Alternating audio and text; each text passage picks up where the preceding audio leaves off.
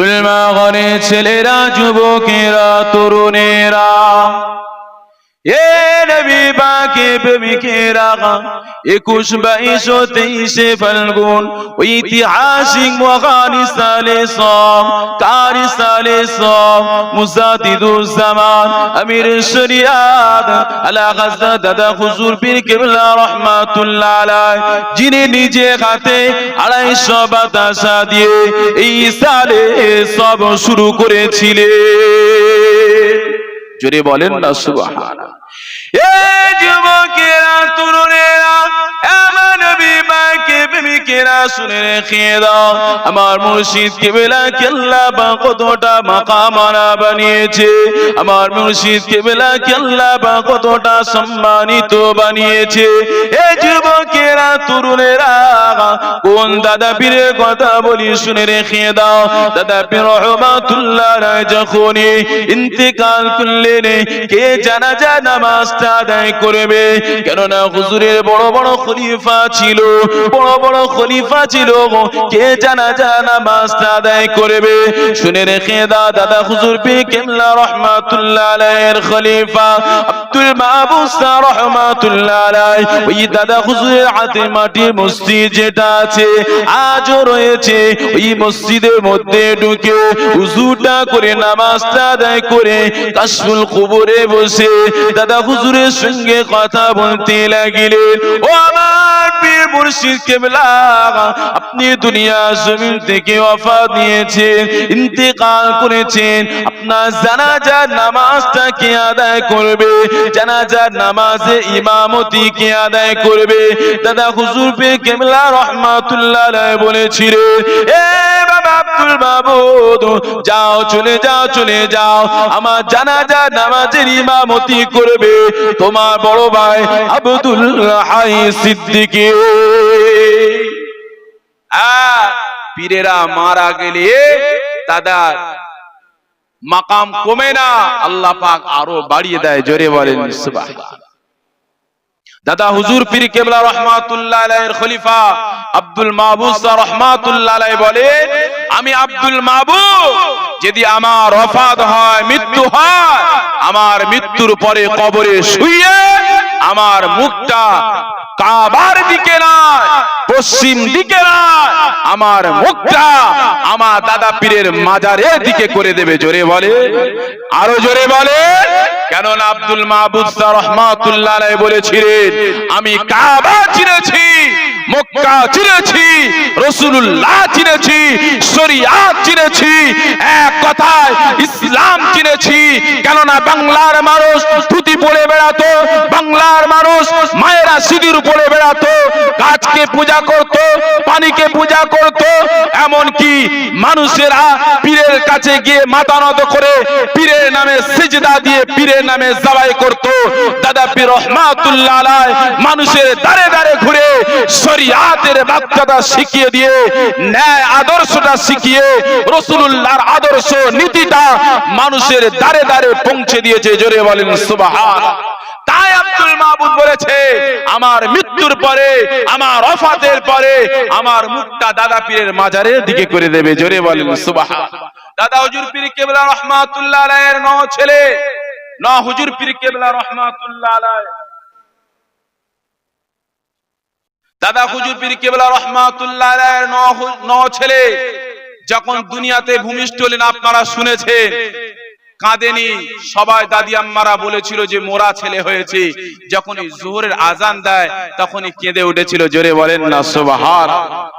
মুসলমান ঘরের ছেলেরা, যুবকেরা, তরুণেরা, এ নবী পাকের প্রেমিকেরা, শুনে রেখে দাও, এমন করে নাজবু সাদা সিদ্দিকী 9 হুজুর পীর কেবলা রাহমাতুল্লাহ আলাইহি ছোট্ট বয়সে নবী পাকের শানে গীত গায়, নাজ শরীফ গুলো পড়তে লাগে উর্দুতে, নাজ শরীফ গুলো আরবিতে পড়তে লাগে। এ যুবকেরা, তরুণেরা, আমার নবী পাকের প্রেমিকেরা, দাদা হুজুর মুরুদের সঙ্গে কথা বলে, কথা বলতে হয়ে যায়। তাই 9 হুজুরকে বলেছিল, বাবা সরে যাও, একটু বকে দিয়েছিল। এই যুবকেরা, তরুণেরা, কিছু সময় পরে দাদা পীর রহমাতুল্লাহ আলাইহি হুজুরকে খুঁজে পায় না, চিন্তার মধ্যে পড়ে গেলেন, চিন্তিত হয়ে গেলেন, আমার নওচিনে কোথায় গেল? এই যুবকেরা, তরুণেরা, হুজুর আমার চিন্তিত হয়ে নামাজটা আদায় করে, ঈশার নামাজ আদায় করে, তাহাজ্জুদের নামাজটা আদায় করে শুতে লাগে। দাদা হুজুর পীর কেবলা রহমাতুল্লাহ আলাইহি দেখতে লাগে আমার নওচিনে নাজমুস সাদাত এমন করে মদিনার জমিনে এতে পৌঁছে যেতে লাগিলেন। এই যুবকেরা, তরুণেরা, শুধু তাই না, শেখ রাসূলুল্লাহ দাদা পীর রহমাতুল্লাহ আলাইহি বলে, ও আবু বকর, তোমার নওচির নাজমুস সাদাতকে কেন বকে দিয়েছো? ও তো আমার নামে নাত গাইছিল, ও তো আমার ইশকে নাত গাইছিল। ও আবু বকর, শুনে রেখে দাও, আমার নওচির, তোমার নওচির নাজমুস সাদাত যত নাত পড়বে আমি রাসূলুল্লাহ খুশি হয়ে যাব। ও আবু বকর, শুনে রেখে দাও, তুমি নাত পড়তে দাওনি, তাই তোমার ছেলেকে আমি রাসূলুল্লাহ আমার রওজাতে ডেকে নিয়েছি। বলেন না সুবহানাল্লাহ। আল্লাহ পাক আমার দাদা পীরকে এতটা মাকাম আলা বানিয়েছিলেন, যা তা পীরের মুরিদ আমরা নয়, এটা কোনো মন গড়া পীর নয়, স্বয়ং রাসূলুল্লাহর সিলসিলা, আমার দাদা পীরের সিলসিলা। একবার জোরে বলেন সুবহানাল্লাহ।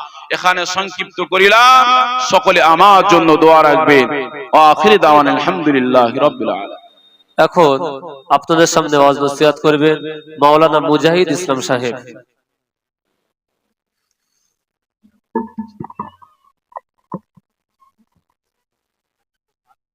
আসসালামু আলাইকুম ওয়া রাহমাতুল্লাহি ওয়া বারাকাতুহু। আপনারা দাদা পীরের মেহমান দরবারে এসেছেন, সময় সংক্ষেপ, 2-3 মিনিট সময়। এই দরবারে এসেছেন, আদব নিয়ে যান। দরবারে এসেছিলেন আল্লাহর ওলিরা, এসেছিলেন আমাদের পূর্বপুরুষেরা, কিন্তু দরবার থেকে কিছু নিয়ে যেতে হবে। দরবারে এসেছেন, অন্তত এইটুকু আদবটা নিয়ে যান। আদব কে নিয়ে গিয়েছিলেন? মুজাদ্দিদুজ জামান, জামানার মুজাদ্দিদ হবার পরেও হুজুর আমার আদব করেছিলেন। কেমন আদব? হুজুর বাচ্চা ছেলে, কিতাবে এসেছে হুজুরের 6 বা 7 বছর বয়স, দরবার শরীফে বসে রয়েছেন। হঠাৎ করে খবর হলো, আবু বকর, এই কলকাতার মানিকতলা জমিন থেকে তোমার পীর সুফি ফতেহ আলী ওয়াইসি হুজুর আমার তোমার সঙ্গে দেখা করতে এসেছে। মুসলমানের ছেলেরা, ও নওজওয়ানেরা, তরুণেরা, ও আমার রাসূলুল্লাহ দিবানারা, ও ভাইয়ানেরা, ফুরফুরা পীর মুজাদ্দিদুজ জামান হুজুর আমার কেমন আদব করেছিলেন। ফুরফুরা পীর মুজাদ্দিদুজ জামান খবর পেয়ে গেলেন, এ ফুরফুরা পীর আবু বকর, কলিকাতা জমিন থেকে তোমার পীর সুফি ফতেহ আলী ওয়াইসি তোমার সঙ্গে দেখা করতে আসছে। ও নবী পাকের প্রেমিকেরা, আমার রাসূলুল্লাহ দিবানারা, মুজাদ্দিদুজ জামান কি করলেন? হুজুর আমার চলে গেলেন ওই ফুরফুরা শরীফ থেকে একটু দূরে উজল পুকুর বলে ওই জায়গাতে হুজুর আমার চলে গেলেন। হুজুর আমার অপেক্ষা করতে লাগলেন।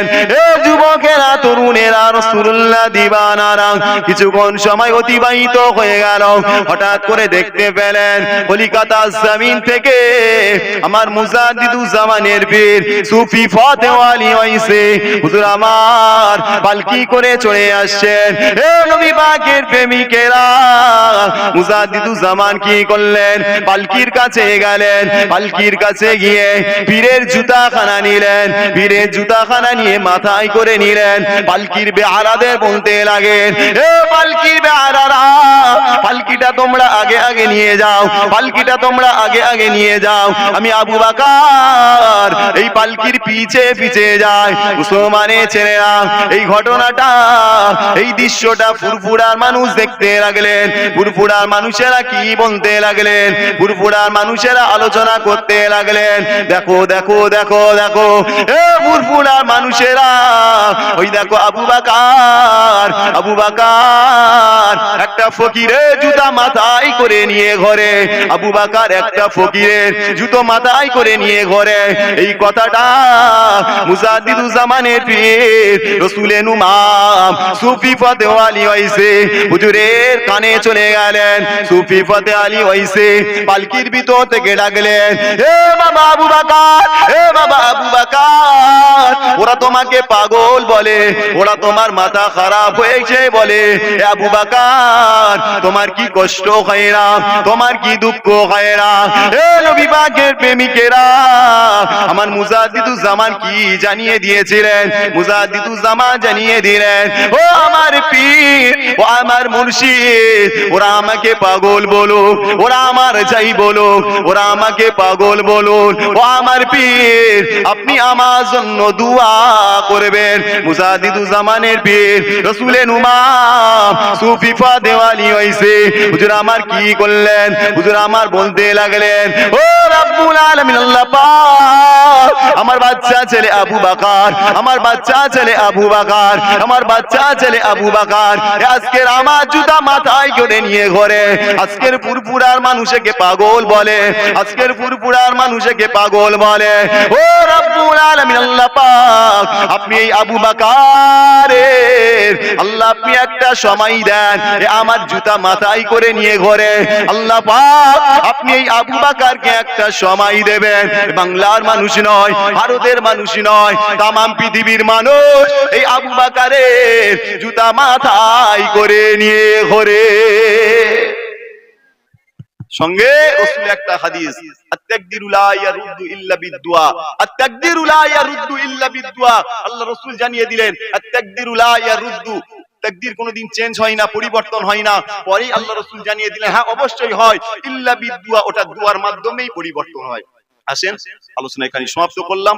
সকলে আমার জন্য দোয়া করবেন। যোগ্যতা এমন কিছু নেই, মুজাদ্দিদুজ্জামানের মাদ্রাসা থেকে টাইটেল পাস করেছি। দোয়া করবেন আল্লাহ পাক যেন দ্বীন ইসলামের খেদমত করার মতো তৌফিক দেয়। দরুদ শরীফ আল্লাহুম্মা সাল্লি আলা ওয়া আলা আলি।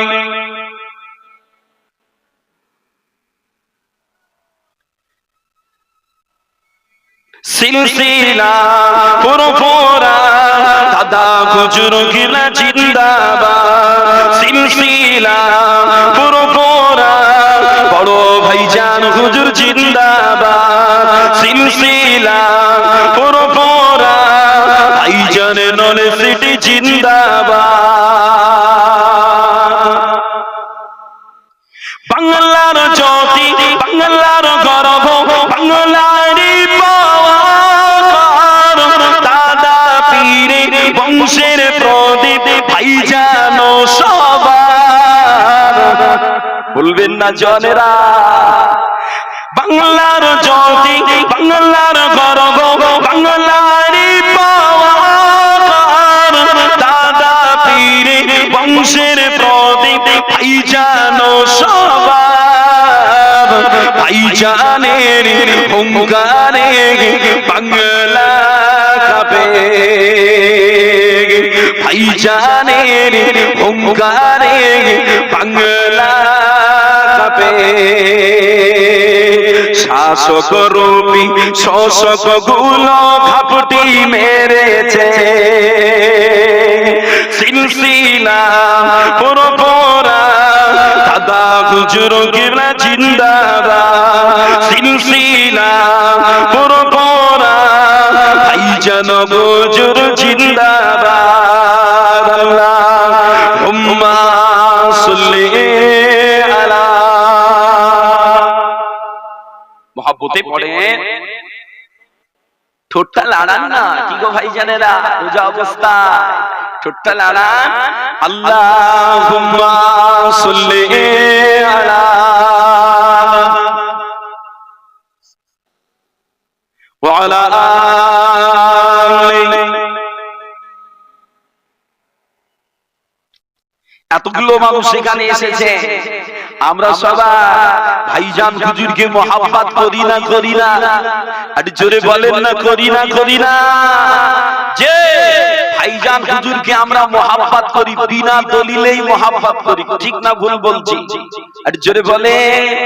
অনেকে চেষ্টা করে আমাদের কলিজা থেকে বড় ভাইজানের ভালোবাসাটা তুলে নেবে, নানান রকম বাহানা দিয়ে চেষ্টা করে।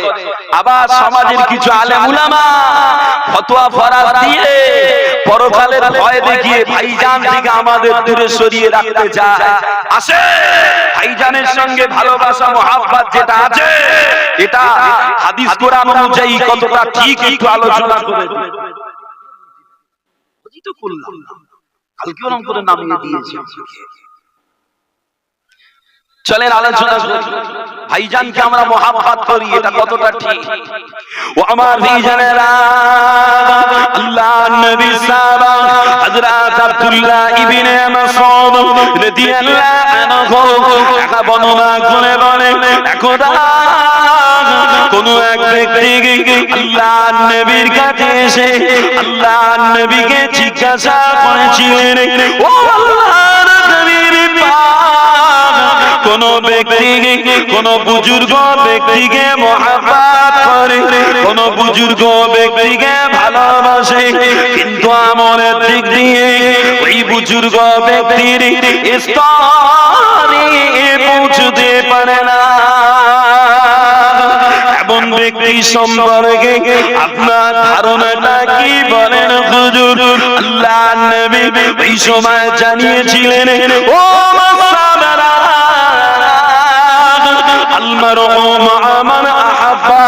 প্রতিটা মানুষ তার সাথী গাবে, প্রতিটা মানুষ তার সাথী ঘাসরে উঠবে। দুনিয়ার জমিনে যা কিছু মহাব্বত করে বাবা,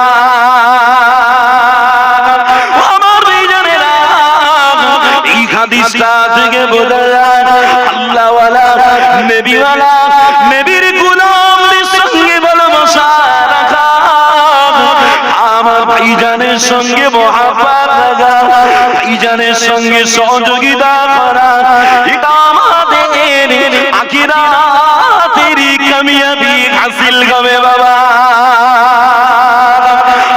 সব সহমতে ওঠা বসা, ওলিদের সহমতে ওঠা বসা, নেককার মুমিনদের সঙ্গে সম্পর্ক রাখা কতটা ফজিলত থেকে।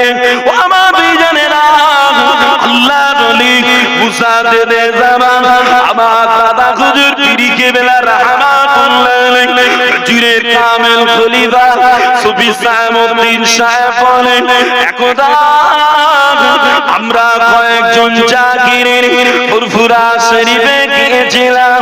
ফুরফুরা শরীফের পীর মুসা দে জামান আলা খানরা দাদা হুজুর পীরি কেবলা রাহমাতুল্লাহ আলাইহি প্রতিদিনে ফজরের নামাজটা আদা করিয়ে একটুখানি মুরাকাবা শিক্ষা দিয়ে আমাদের ঘরে জানিয়েছিলেন, এ বাবা মুরিদিরা,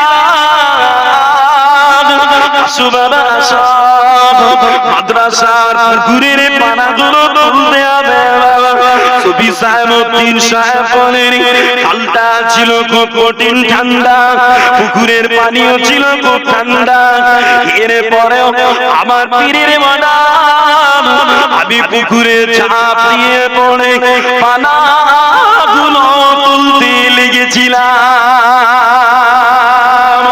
আমার ভাইজানেরা, সুফি সাইমউদ্দিন সাহেব বলেন, আর আমাদের এই অবস্থাটা আমার দাদা হুজুর পীরি কেবলা মাদ্রাসার লাইব্রেরির বারান্দা দাঁড়িয়ে দাঁড়িয়ে দেখছিলেন বাবা। কিছু সময় পরে আমার দাদা হুজুর পীরি কেবলা পুকুর পাড়ে হাজিরি হয়ে মুরিদদের আওয়াজ করে বলেছিলেন, এ বাবা মুরিদিরা, তাড়াতাড়ি উঠে এসো বাবা, তোমরা যে ঠান্ডায় মরে গেলে বাবা। সুফি সাইমউদ্দিন সাহেব বলেন, আমার পীরের ওয়ালা আমি তৎক্ষণাৎ পুকুর থেকে চিনা ডাঙায় উঠেছিলাম। ওই সময় দেখতে পাই আমার গোটা বডি দিয়ে আল্লাহর জিকির শুরু হয়েছে বাবা। যে সুফি সাইমউদ্দিন সাহেব বলছে, এত দীর্ঘকাল চেষ্টা করে যে ভাব আমার ভিতরে আসে, সামান্য পীরের আদেশ পালনে ওই ভাব আল্লাহ আমার ভিতরে দিয়েছিল, বলেন না সুবহানাল্লাহ। বাবাজিরা, পীরের সোহবতে আসা, পীরের আদেশ মেনে চলা, পীরজাদা ভাইজানদের আদব করা, সম্মান করা, যে এটাতেও আমাদের আখিরাতের ভালাই আছে, মাথায় রাখবে। আমার দাদা পীরের আওলাদদের ঘরে আল্লাহ জামানার নক্ষত্র করে দিয়েছেন, বলেন না সুবহানাল্লাহ। আর জোরে বলবেন না সুবহানাল্লাহ। অনেক কথা বলতে চাইলেও বলা ঠিক হবে না, কেন আমার ভাইরা সব বসে আছে, যে আমার ভাইরা সব আছেন, তারপরেও জোর করে 5টা মিনিট হয়তো আগিয়ে দিয়েছি, ক্ষমা চাচ্ছি ভাইয়া, ক্ষমা করবেন। যে বিদায় নিচ্ছি, ভাষাগত ত্রুটি ক্ষমার নজরে দেখবেন। যারা এসেছেন আসছেন মাতৃ সাধনে, যে বিল্ডিং এর ওখানে আমার বড় ভাইজান আছেন, যারা ভাইজানকে দেখতে চান মানে ভাইজানদের সঙ্গে দেখা না হলে যে যেন কলিজায় স্বাদ মেটে না, ঠিক কিনা বলে? যে আল্লাহ পাকের রহমত, যারা দেখা করতে চান মাতৃ সাধন ওখানে বিল্ডিং এ আছেন ভাইজান, নিচেতে দেখা হবে। বিদায় নিচ্ছি, ওমা আলাইনা ইল্লাল বালাগ। আসসালামু আলাইকুম। দরুদ শরীফ আল্লাহুম্মা। আলহামদুলিল্লাহ। এখন আপনাদের সামনে ওয়াজ নসিহত করবে জনাব মাওলানা মুফতি নিজামউদ্দিন কাসেমি সাহেব। ভাই জানারা এসে বসছেন, মেহেরবানি করে ওযু করে এসে বসবেন। আপনারা ওযু করে এসে বসবেন। 4:15 আসরের আযান হবে, 4:30 জামাত হবে ইনশাআল্লাহ। জামাতের পরে আওলাদে মুজাদ্দিদুজ জামান, আমাদের সকলের মাথার তাজ, মাথার মুকুট ভাইজান হুজুর কেবলা তিনি ওয়াজ নসিহত করবে। মাগরিবে আপনারা এখানে ইফতার করবেন, ইফতারের পরে খাওয়া দাওয়া করে তারপর রওনা হবেন। এখন আপনাদের সামনে ওয়াজ নসিহত করবে মাওলানা মুফতি নিজামউদ্দিন কাসেমি সাহেব। আসসালামু আলাইকুম ওয়া রাহমাতুল্লাহি ওয়া বারাকাতুহু। নাহমাদুহু ওয়া নুসাল্লি আলা রাসূলিহিল কারীম, আম্মা বা'দ।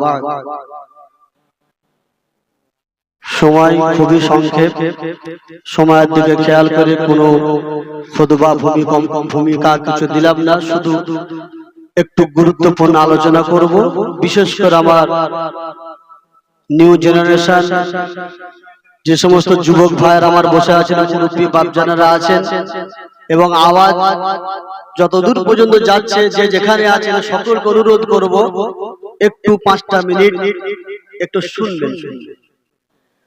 গতকালকে সংক্ষিপ্ত আলোচনা করেছিলাম কোরআন, হাদিস, ইজমা, কিয়াস, তামাম পৃথিবীর আহলুস সুন্নাত ওয়াল জামাতের একমত অনুযায়ী আমার মুজাদ্দিদুজ জামান পীর আবু বকর সিদ্দিক রাহমাতুল্লাহ আলাইহিকে মেনে নেওয়া সমস্ত মানুষের জন্য ওয়াজিব, বলেন সুবহানাল্লাহ।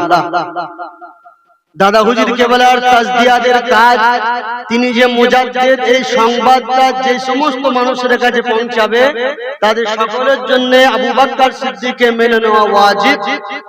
এই উপরে কালকে একটু আলোচনা করেছিলাম। আজকে দুটো কথা বলবো, বলার পরে আমার ভাইরা আছে, কেন বেশি আলোচনা করা যাবে না, সেজন্য কোনো রকমের সুস্বাদ ছাড়াই একটু সাদা কথা বলে দিই।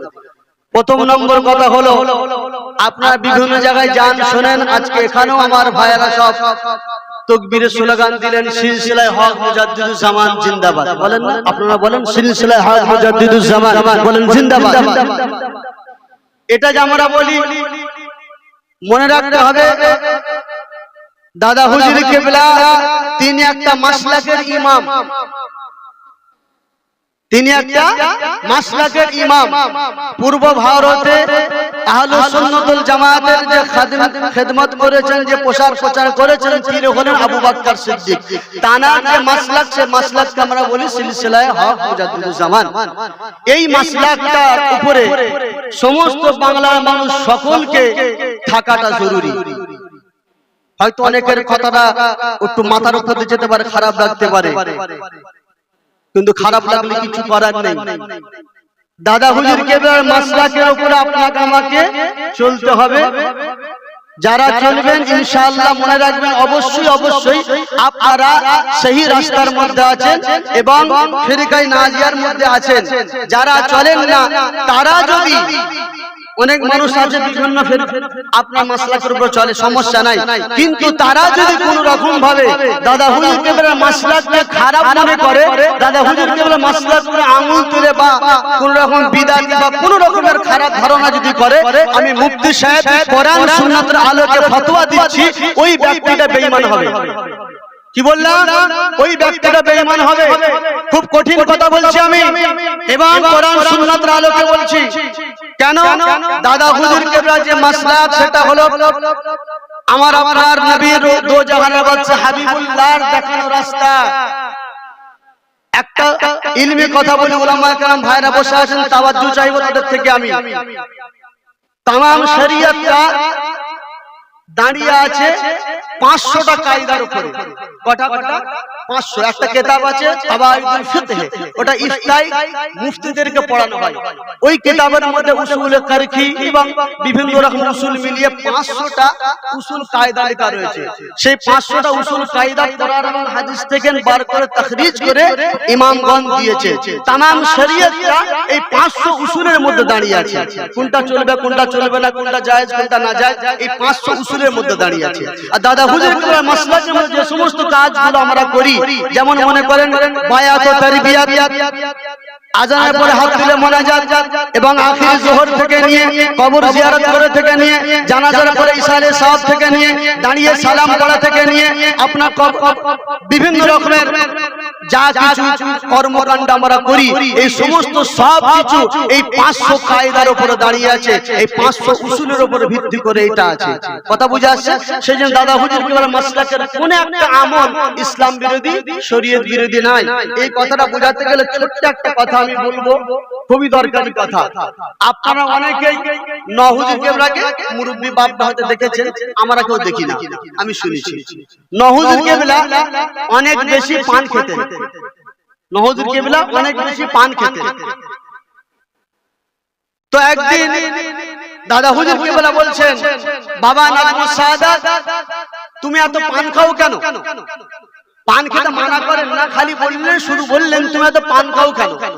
এই কথাটা বলার পরে নাজমুস সাদাত হুজুর বুঝলেন, নহুজুর কেবলা ভাবলেন যে আমার আব্বা পান খাওয়াটা পছন্দ করে না, উনি পান খাওয়া বন্ধ করে দিয়েছে। ভেবে দেখেন, যে সমস্ত মানুষ নেশা করে, তারা যদি সারাদিন, যে ব্যক্তি পান খান তিনি যদি পান খাওয়া থেকে বিরত থাকেন, মুডটা কেমন থাকবে সেটা দেখার মতো, তাই না? মুডটা খুব খারাপ, সারাদিন পান খাই না। পরের দিন সকালে, আমি খুব তাড়াতাড়ি করে বলছি, সময় সংক্ষিপ্ত, পরের দিন সকালে দাদা হুজুর কেবল নিজে তার খাদিমকে একটা পান দোকান থেকে নিয়ে বললেন, যাও বাবা, এই পানটা তোমার নও ভাইজানকে দাও, নহুজুরকে দাও। উনি পানটা নিয়ে গিয়ে নহুজুরকে দিলেন। হুজুর কেবল পানটা নিয়ে গালে নিয়ে মুচকি মুচকি হাসছেন, পান খাচ্ছেন। ওই খাদিম সাহেব দাদা হুজুরকে বললেন, হুজুর কেবলা, কি ব্যাপার? আপনাদের বাপদাটার মামলাতে বুঝতে পারলাম না, কালকে আপনি বললেন বাবা তুমি পান খাও কেন? এই কথা বলার পর ন ভাই যান পান খাওয়া ছেড়ে দিলেন। আজকে সকালে আপনি নিজে একটা পান দিয়ে পাঠালেন, হুজুর বিয়া দিয়ে মাফ করবেন, আপনাদের আব্বা ছেলে ম্যাটারটা ব্যাপারটা বুঝতে পারলাম না। ওই সময় আমার আপনার মুজাদ্দিদুল জামান পীর আবু বকর সিদ্দিক রাহমাতুল্লাহ আলাইহি বললেন, এ বাবা খাদেম শোনো, আমি যখন তোমার ভাইকে পান খেতে যখন বারণ করলাম, তোমার ভাই পান খাওয়া ছেড়ে দিল, মনটা তার খারাপ ছিল। ও তো ওই রাতেতে দো জাহানের বাদশা হাবিবুল্লাহ আমাকে এসে বলতে লেগেছে, এ বাবা আবু বকর, তোমার সাহেবজাদা নাজমুস সাদাতকে পানটা তুমি খেতে দাও। বাবা আবু বকর, তোমার নাজমুস সাদাতের পান খাওয়াটা আমি রাসূলুল্লাহ আমাকেও বড় ভালো লাগে। বলেন সুবহানাল্লাহ।